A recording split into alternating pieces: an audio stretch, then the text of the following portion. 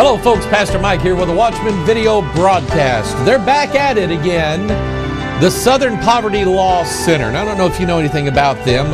One of these radical groups down in, I think they're based in Atlanta or somewhere like that. Southern Poverty Law Center. I wonder if they'll represent me because I'm poor. Anyway, they've issued a new report, scathing report, World Net Daily says. Tea Partiers just like Timothy McVeigh.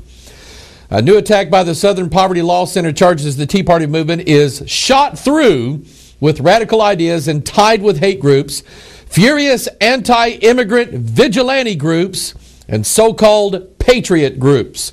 The SPLC report, Rage on the Right, the Year in Hate and Extremism, assails Representative Michelle Bachmann, Republican of Minnesota, for plugging anti-government ideas, and Gun Owners of America Executive Director Leigh Pratt for daring to promote Second Amendment gun rights. The SPLC's Mark Potok warns so-called patriot groups, militias, and other organizations that see the federal government as part of a plot to impose one world government on liberty-loving Americans came roaring back after years out of the limelight.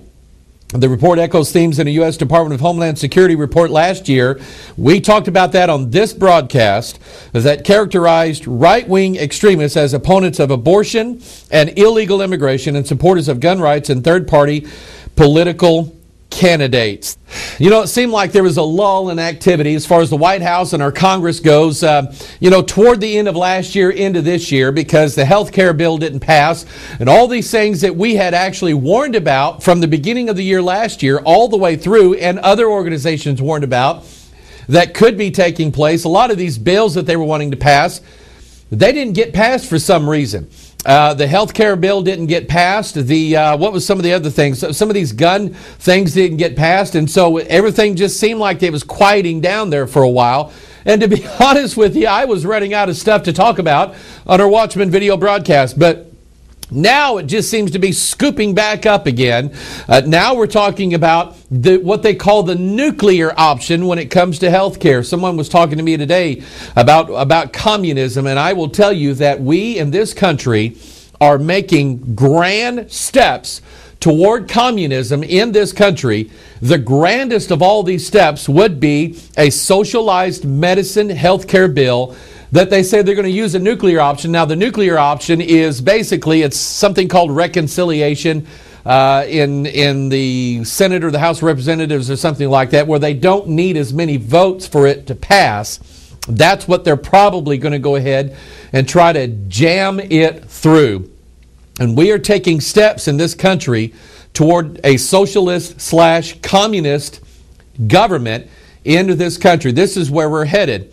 Groups like us, the Watchman video broadcast, other groups that are out there that have tried to warn against this, we've been painted as extremists, saying that we're like Timothy McVeigh, saying that that we're the ones that are trying to harm warning people that we are in fact headed into a one world global government system. And here again, it's not the conspiracy theorists that are stupid.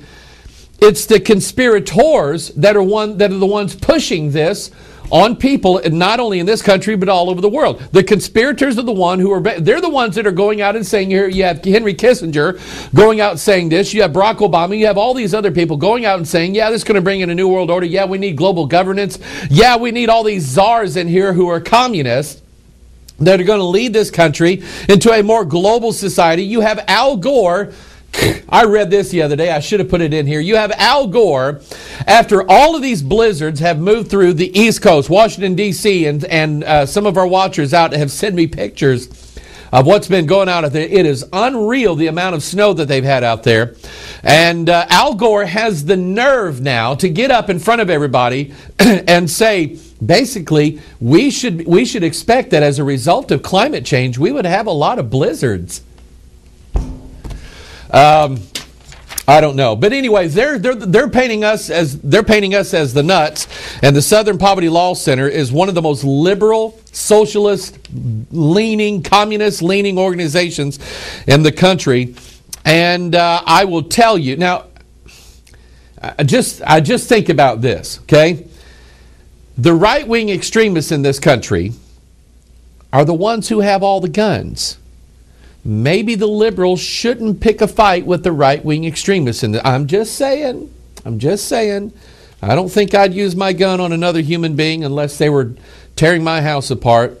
But I'm just saying, I don't think maybe they should pick a fight with all the right-wing extremists, gun owners in this country. I'm going to go back to something that I've been talking about. In fact, I've got my Bible open here to Matthew 24. And I want you to understand, I believe the Bible. I mean, yeah, there's a no story. And by the way, I'm going to talk about earthquakes today. You will want to hang on to your seats on this one, okay? I've got something to share with you today on these two earthquakes, the one in Haiti and the one in Chile. And I tell you, people have been sending me stuff about HAARP, the high altitude frequency antenna array or whatever it is that supposedly can do weather modification. Supposedly it fries people's brains. Supposedly it's part of mind control. The truth is we don't really know what HAARP is or what it does. I mean, it might just be this giant microwave oven for the government. I mean, I don't know. And so I was getting sent emails from people saying, hey, Pastor Mike, you need to look at this. We caused this earthquake in Haiti. And I'm going, I don't know. I stopped dead in my tracks earlier this week. I had one of these where the Lord was going, hey, Mike, I want to show you something. And I'm going to show you something about these two earthquakes that might, since we don't know about HAARP and since we don't know about the New World Order and how they can do this and how that, we do know the King James Bible. And I'm going to show you some things from the book that maybe might make some sense. You want to hang on here. But anyway, Matthew chapter 24. These are the things that Christ told us to be looking for. As watchmen, we're to be watching things. We're to look for things. And we should be able to recognize when things happen. So here's what Jesus said, Matthew 24. He said, take heed that no man deceive you, for many shall come in my name, saying, I am Christ, and shall deceive many. The Christ consciousness now has moved into just about every facet of American Christianity that there is. I am Christ and shall deceive many, and ye shall hear of wars and rumors of wars. This report by the Southern Poverty Law Center is a rumor of war. You shall hear of wars and rumors of wars. See that you be not troubled, for all these things must come to pass, but the end is not yet. So hang on. He said, for nation shall rise against nation, and kingdom against kingdom, and there shall be famines, and pestilences, and earthquakes in diverse places. We're going to talk about the earthquakes here in a little bit. But I want to get to this nation shall rise against nation. Now, you guys know me. I'm a King James guy. I believe God wrote this Bible. He wrote it in Hebrew, Greek, Aramaic, and he translated it into English. That's what I believe. And I believe it biblically. The Bible tells me that he did that. But anyway, one of the few Greek words that I know is the Greek word here for nation, that is ethnos. Ethnicity, ethnic, races. The nations are the races of the world, and we are, the Southern Poverty Law Center is one of those groups that is pushing the radical left through the African Americans in this country and the Hispanics and everybody else. I believe, now, if I believe the Southern Poverty Law Center is pushing the radical left, I also believe that there are people and organizations that are pushing the radical right. Get that in your mind, because I'm going to go back to this concept that I've been teaching throughout all the year. This idea of Baphomet. Baphomet, remember, he has salve written on one arm and he has coagula written on the other. He is about the dissolution and the rebinding or the rebuilding. You have to, in order to have a new world order, you must tear down the old world order. And in order to tear down the old world order, all you got to do is just let the two opposites clash in the middle. Things like this are doing nothing but that. This side is stirring up this side. This side is stirring up this side. And I'm telling you, people, get ready. There is going to be an inevitable clash inside of our country. All of this coincides with earthquakes. Here's another story that I wanted to deal with. The White House land grab. Here they are again. This is by Senator Jim DeMint. He said, you'd think the Obama administration is busy enough controlling the banks, insurance companies, and automakers, but thanks to whistleblowers at the Department of the Interior, we're now learning they're planning to increase their control over energy-rich land in the West. A secret administration memo has surfaced revealing plans for the federal government to seize more than 10 million acres from Montana to New Mexico. Yeah, try doing that in Montana. Montana, they've got more guns than people in Montana. Halting job-creating activities like ranching, forestry, mining, and energy development. Worse, this land grab would dry up tax revenue that's essential for funding schools, firehouses, and community centers. Now, I will say he sounds like a politician. That's what and he is a politician. But anyway, he said President Obama could act the plans in this memo with just the stroke of a pen, without any input from the communities affected by it. At a time when our national unemployment rate is 9.7%, it is unbelievable anyone would be looking to stop job-creating energy enterprises, yet that's exactly what's happening. The document lists 14 properties that, according to the document, might be good candidates for Mr. Obama to nab through presidential proclamation. Apparently, Washington bureaucrats believe it's more important to preserve grass and rocks for bird watchers and backpackers than to keep these local economies thriving. I'm not going to continue to read on this, but the government has been doing this before. In fact, I don't know, there's a thing floating around the internet. It's a map, and I don't have one. It's a map of all the places in the United States that are like UN-controlled biospheres, and it's just enormous, the amount of land that we, the people, no longer have any control over whatsoever. And apparently President Obama is going to add to that the amount of land. Now remember, land ownership is a right that's given to us by the government. No, land ownership is a right given to us by the Constitution and by the Word of God. And I'm going to show you some things. Genesis chapter 1, I'm going to show you the spirit now that is behind this. And I've taught this before, but I think it bears repeating again, especially in light of what it is we're seeing. We need to understand what's going on, that these people are not being led by an Illuminati, a group of men in Sweden somewhere, the Vatican somewhere, although that is part of it. They're being led, as you and I are led, by a spirit that doesn't like men or people on land.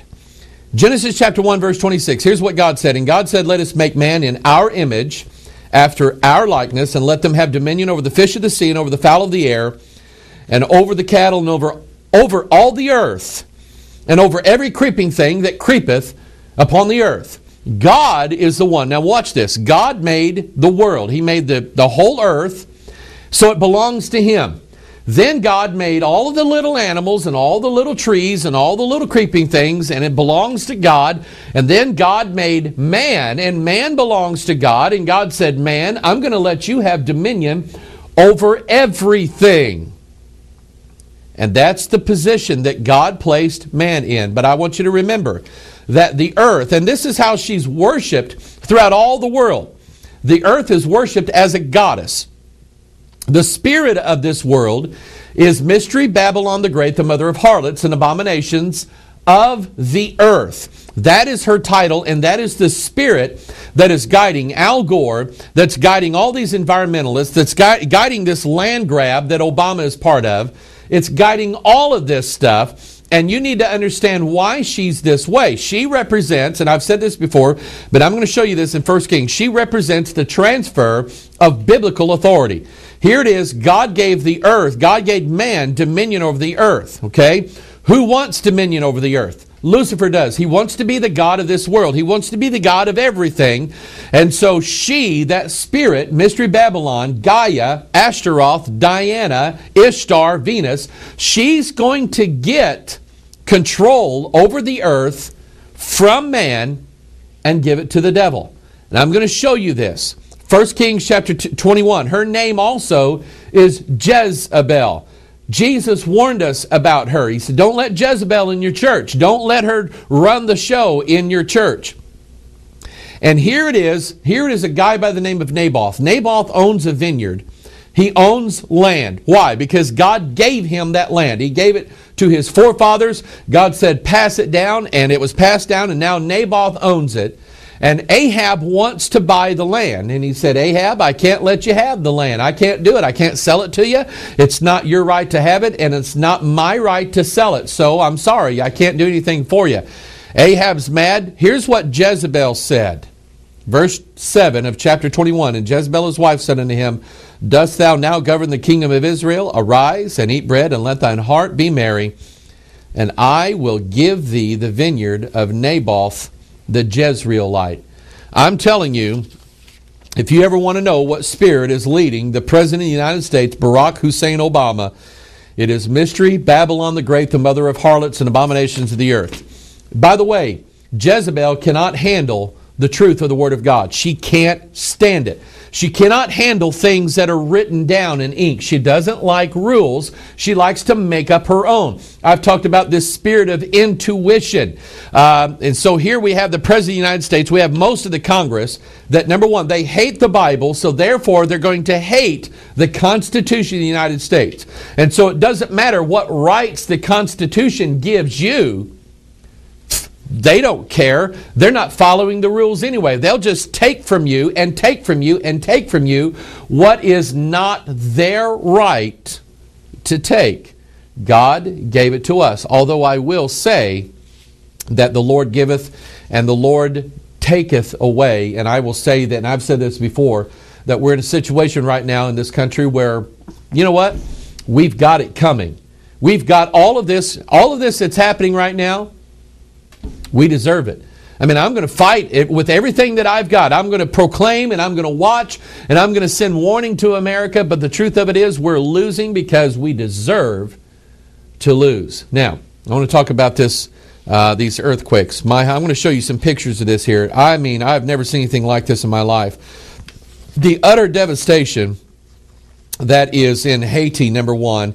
And Haiti was probably the least prepared in the whole world to have an earthquake. None of their buildings were built on any standards or codes whatsoever, and the place just looks like a nuclear bomb went off. And then you're talking about Chile. Chile supposedly had buildings that could withstand earthquakes, but looks like that this thing was so powerful, 8.8 earthquake on the Richter scale.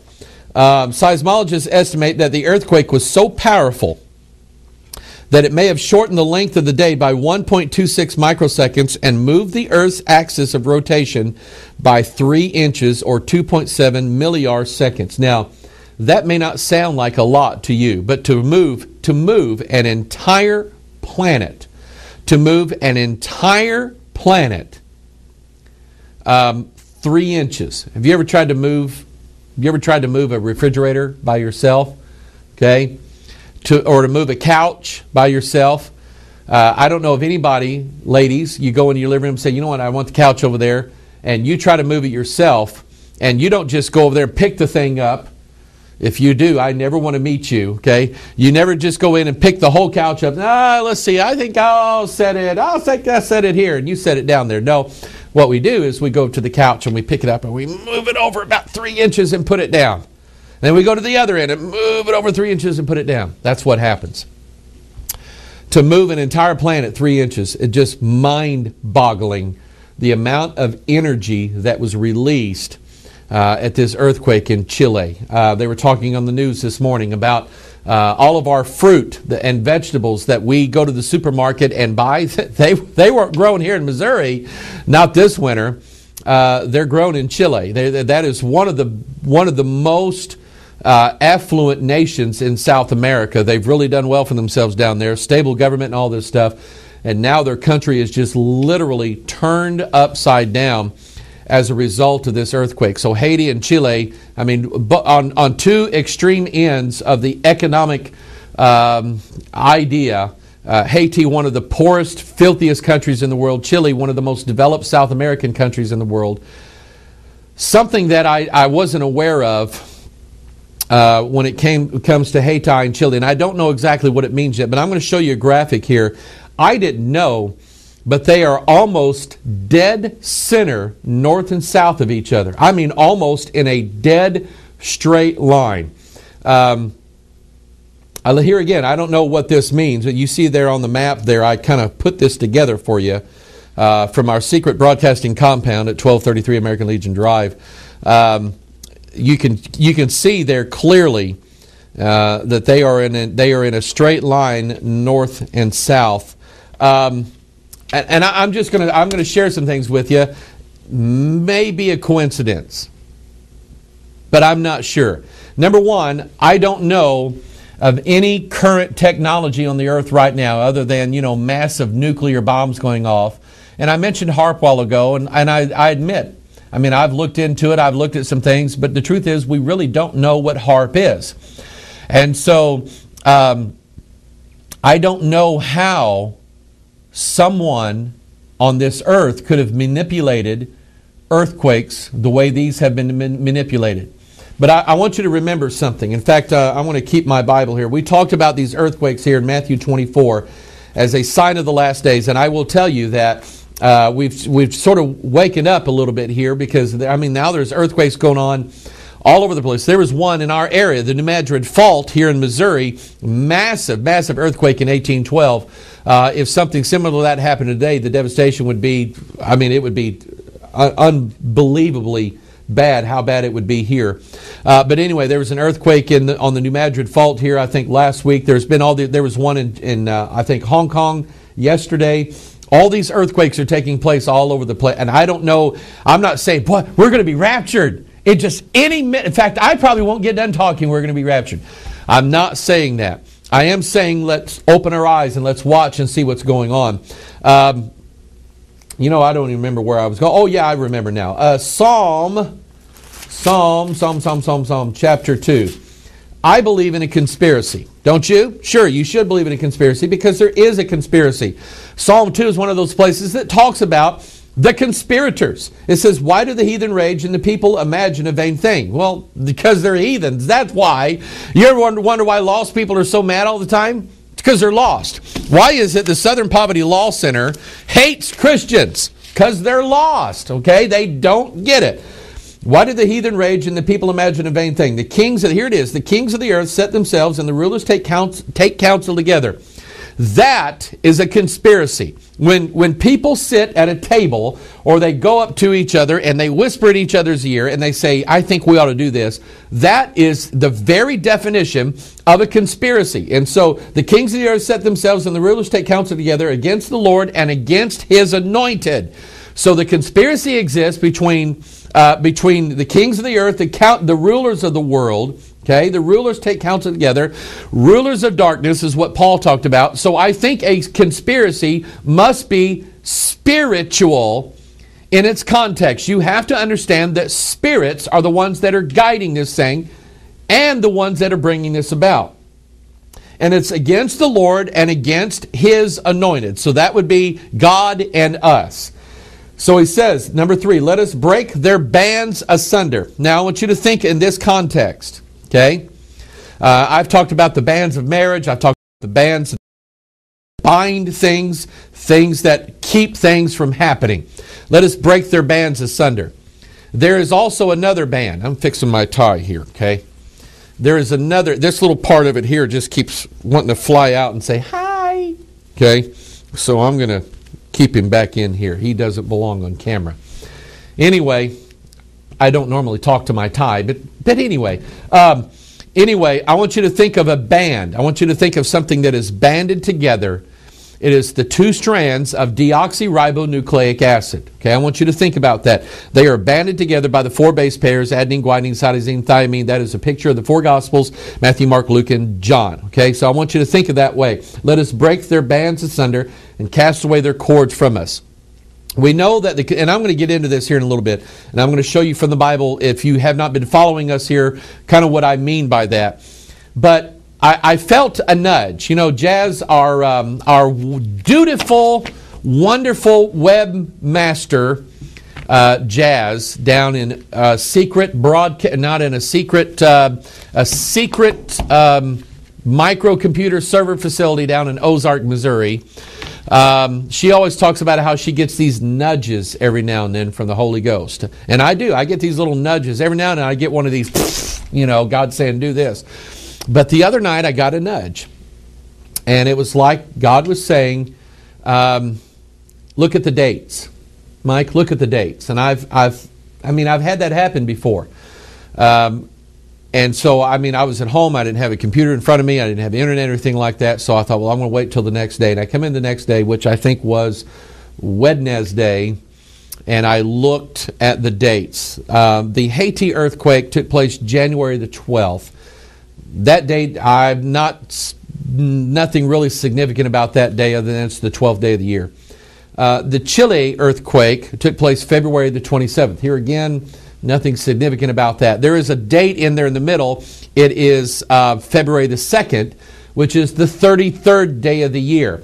If you remember the movie Groundhog Day, Groundhog Day was about the emergence of the God-man, because this man kept reliving his life all over again, dying and resurrecting and getting better, and he was climbing up the ladder of godhood on the 33rd day of the year, February the 2nd. The comic book series I have called The Son of Satan. The Son of Satan is the son of Lucifer and a human woman, and he is born on February the 2nd. There's all this stuff I talked about in some of our videos about that. So anyway, there's that day there. But anyway, there's something else that goes along with this. When I counted the number between the dates, January the 12th and February the 27th, I ended up with exactly 46 days. Now, if you followed our ministry, you know that number is very, very important, and I'll show you why. Psalm chapter 139, verse 16, "Thine eyes did see my substance, yet being unperfect, and in thy book all my members were written, which in continuance was fashioned, when as yet there was none of them." David was describing for us by inspiration of the Holy Ghost the DNA strand, which we know is written exactly like a book. In fact, here's a little graphic I found here. DNA is written out exactly like a book. It is a book that God wrote, and DNA is stored in what's called X chromosomes, and those X chromosomes are stored in the cell nucleus, and it's like a perfect picture of the law inside of the Ark of the Covenant in the most holy place of the tabernacle. Everything about this is it just blows me away. But I want you to also notice that an X chromosome, I want you to notice what it looks like. It looks like a cross or an X, and I want you to think about that, because we're going to see some things that we're going to tie it together here in our broadcast. And oh, by the way, here's this graphic here. Those chromosomes are paired in pairs, and there's exactly 23 of those pairs, or precisely 46 chromosomes that make up our DNA. Now, I'm going to show you some patterns that leads me to believe that the timing of the earthquakes, I believe, is significant. I think it sends a message, or I think it's part of a greater plan, part of what we've been watching for. In this broadcast and in our ministry, they shall mingle themselves with the seed of men. We'll get to that here in a minute. And I want you to note that in your King James Bible, all of this started out, and God just had me count things in the Bible. If you go to Genesis chapter 3, you will find this exactly what Lucifer says to Eve. The exact words that the serpent speaks to Eve in Genesis chapter 3 in the Garden of Eden to cause a change in her. He spoke exactly 46 words. So therefore, now that she has sinned and Adam has sinned, the Bible says that all that are born of Adam and Eve, they are all sinners. For all have sinned and come short of the glory of God. That's like Romans 3:23. And so I want you to get this concept. In Genesis chapter 11, when they are building a tower, and I want you to look at this tower. This tower, I think it looks like DNA. It is a spiral staircase, and I'll show you that here in a minute. But in the narrative, in the biblical narrative, in the King James Bible of Genesis chapter 11, they are speaking exactly 46 words. Go to, let us make brick. Who is it that builds with bricks? Masons. There you go. Let us make brick and burn them thoroughly.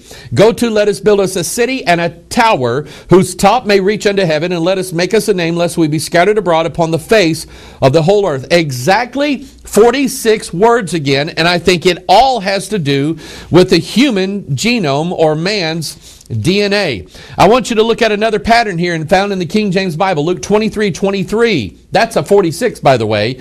And they were in an instant with loud voices requiring that he might be crucified. Now that is the 23rd occurrence of the word crucify or crucified in the King James Bible. And crucifixion has to do with the death of your flesh. And that's why, and that's why when we look at the temple that Solomon built, we get this pattern of 23s. Remember, your body is the temple of God. This body that is right now is the temple of God. So when we see a temple in the Old Testament, we're to think of this body right here.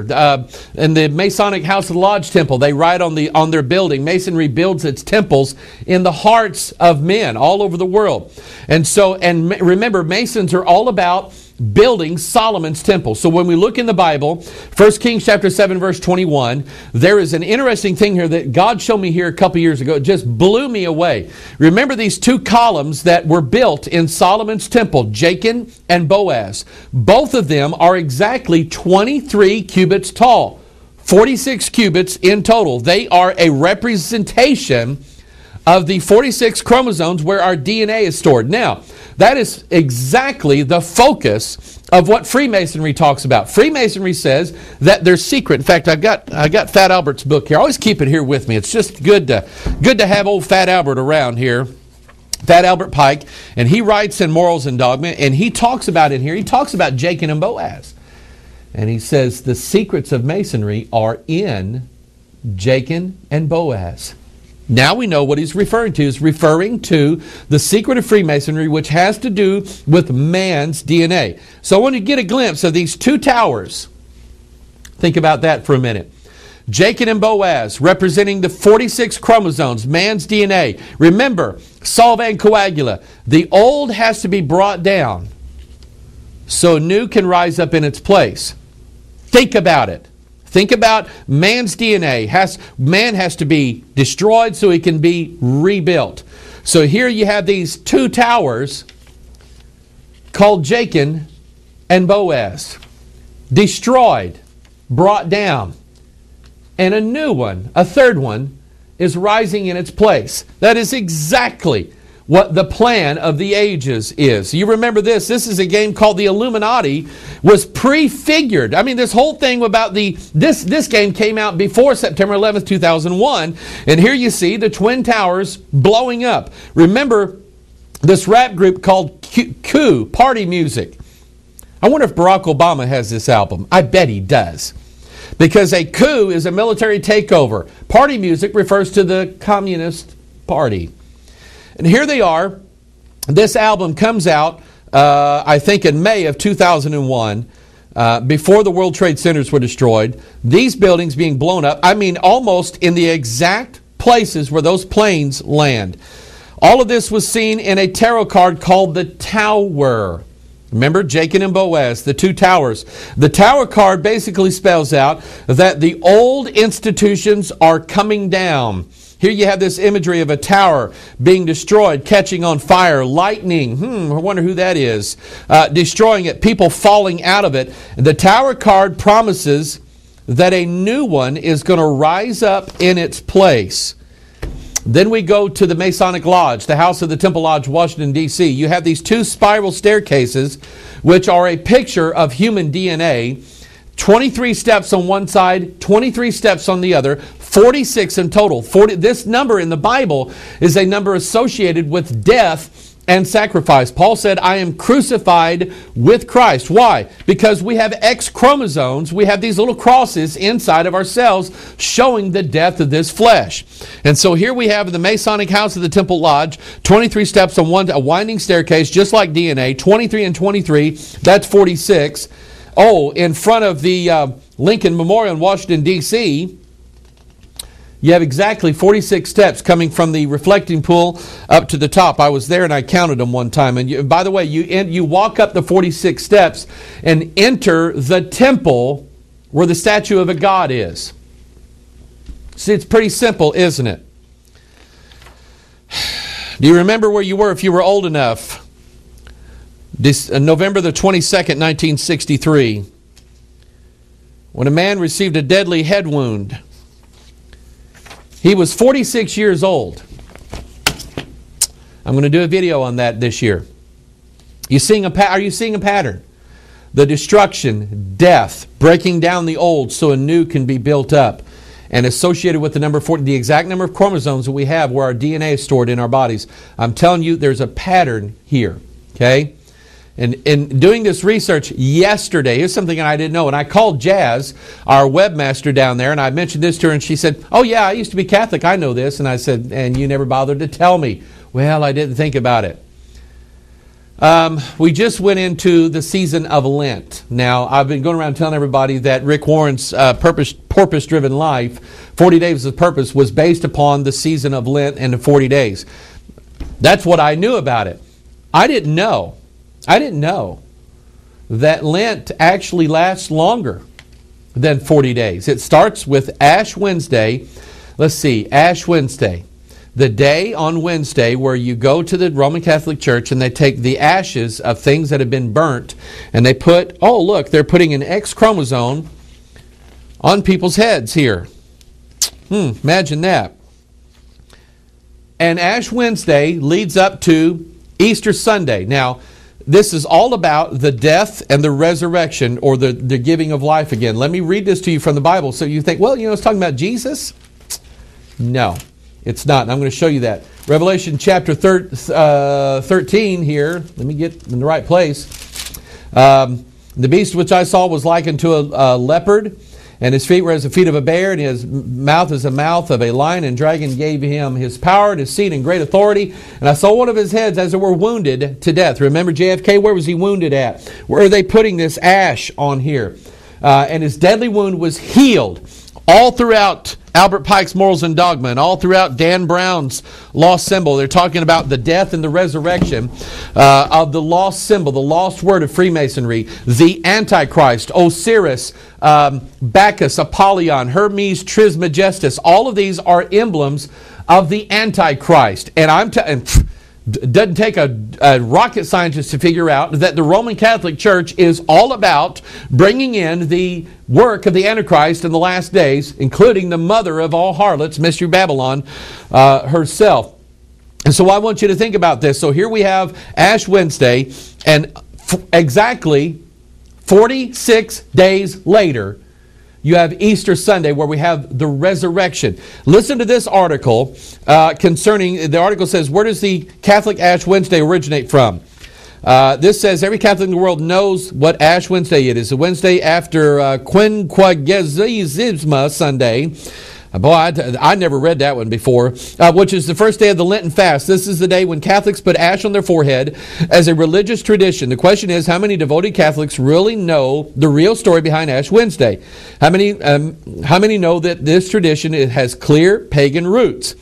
Ash Wednesday was taken from Roman paganism, which took it from Vedic India.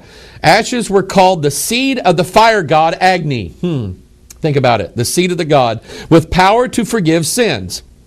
Ashes were said to be a symbol for the purifying blood of Shiva, in which one could bathe away sins. During Rome's New Year Feast of Atonement in March, people wore sackcloth and bathed in ashes to atone for their sins, as the dying god of March, Mars, took his worshippers' sins with him into death. The carnival fell on Dies Martis, the day of Mars. In English, this day was Tuesday. Hence, we get the word Mardi Gras, Fat Tuesday, because Mars was identified with the Saxon god Tieu. In French, the carnival day was Mardi Gras, Fat Tuesday, the day of merrymaking before Ash Wednesday. Ashes are the residue. Now, listen to this. Ashes are the residue of fire, and just as fire is regarded in mythology and folklore as something which purifies and also regenerates or brings new life, so the same properties are associated within the ashes. So I want you to get this imagery here of ashes, something after 46 days rising up out of the ashes. And that's where you get the symbol of the phoenix.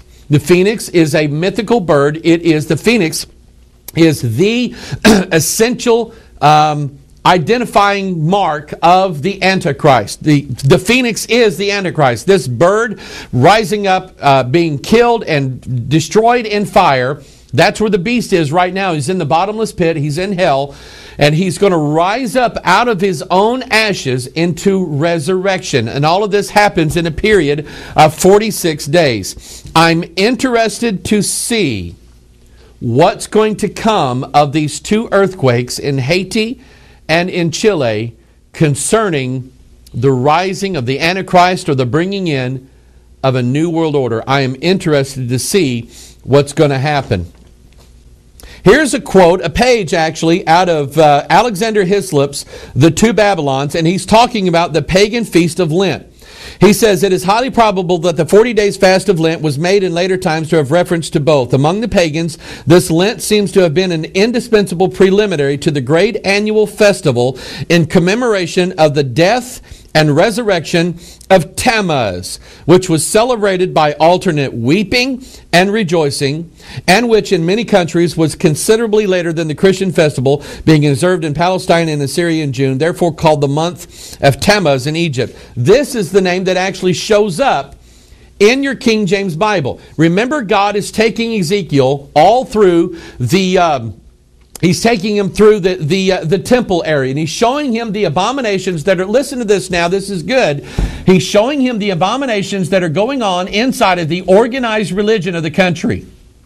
Boy, can't we see that taking place right now. And I'm telling you people, the organizations, the denominations, the ministries of which we used to be a part of, they are growing more corrupt every day. And the higher up the ladder you go, this is what you see. But at some point, God takes Ezekiel and he says, I want to show you this.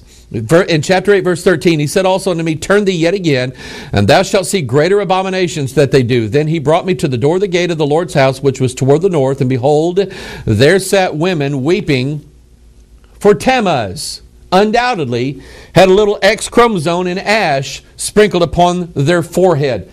Now, again, I'm going to say this.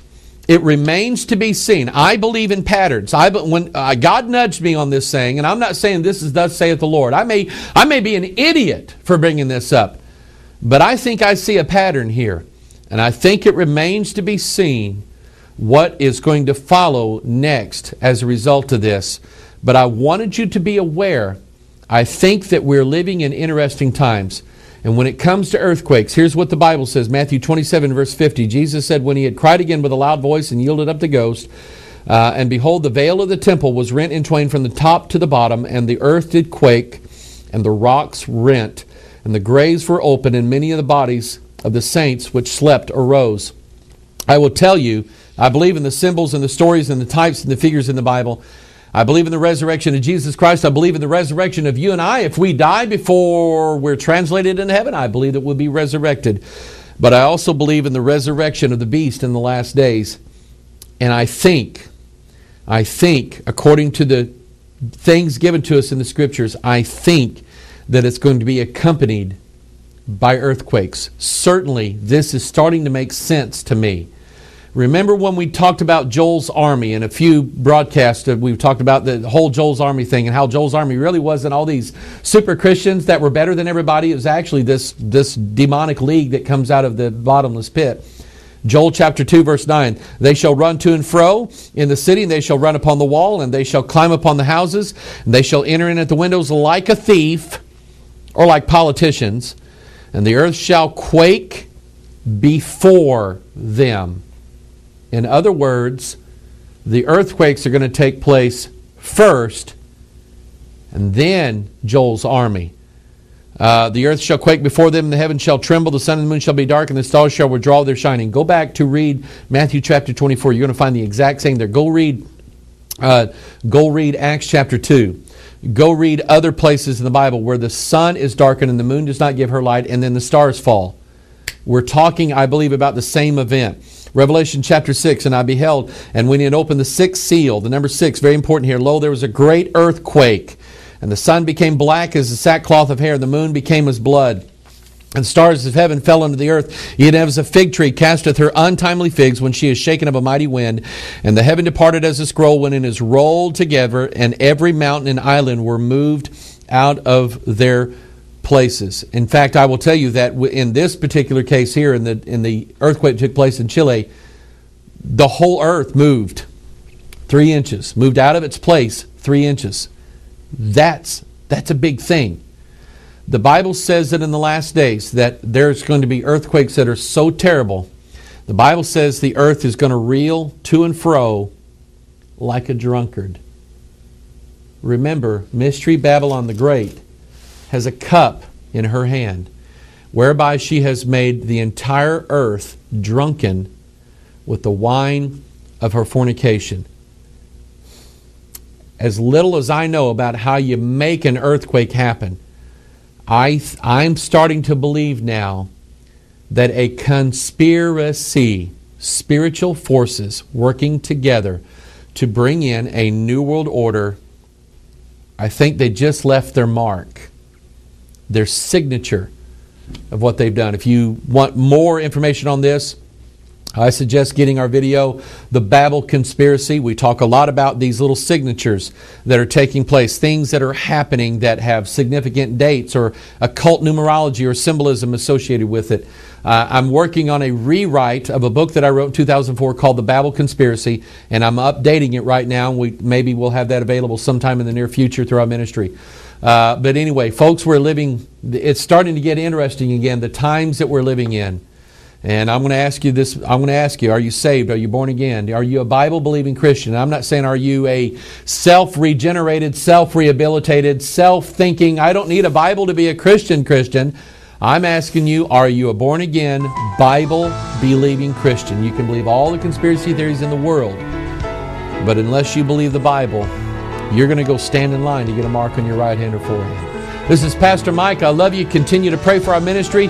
Thank you so much for all the encouragement, all the responses, all the emails, Man, you guys are good to me. I love you so much. Thank you so much for making this, what we do here, so much fun. And I hope it's a blessing to you. Pray that God will come along one day and give me another one of those little nudges. And I'll share it with you on the next Watchman Video God broadcast. This is Pastor Mike. And we'll see you on the next Pure Bible Study. God bless you. Bye-bye.